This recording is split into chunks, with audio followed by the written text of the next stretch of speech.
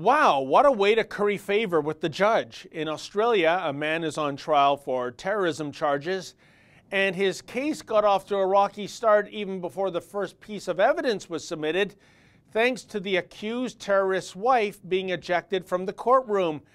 The reason? She wouldn't remove her face veil. Cue the outrage.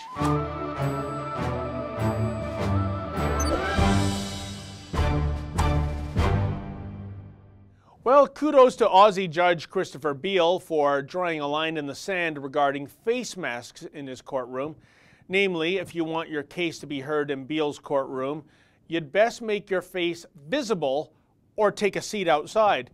Alas, the shrouded spouse of a man on trial for terrorism chose option number 2, and already the cries of Islamophobia are being screamed throughout the land of Oz, by the usual suspects, of course. The thing is, Judge Beale isn't an Islamophobe. He was merely following the rules. You can't even wear a hat or a cap in an Aussie courtroom, or sunglasses. In fact, you can't even wear sunglasses on top of your head. So if that sort of stuff is offside, then donning something that resembles Black Panther's face mask isn't just over the line, it obliterates the line. Regardless, several Australian Islamic leaders are frothing mad that the judge is following the rules. For example, Adel Salman, the vice president of the Islamic Council of Victoria, said the judge's decision affected the woman's human rights. Quote, "Wearing the niqab is something that women who wear it take very seriously. To ask her to remove the niqab, I think, was an unreasonable request," end quote. Even worse are the useful idiot apologists. Just check out the column in the Sydney Morning Herald by Duncan Fine entitled, "When Judges Wear Wigs and Robes, What's So Offensive About a Niqab?"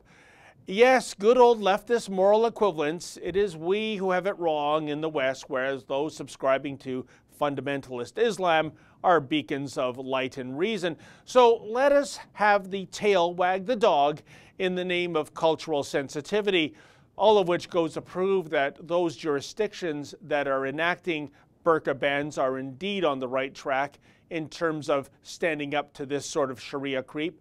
Quebec passed its no face mask law last year, and Denmark is poised to become the latest European country to ban the full Islamic face veil.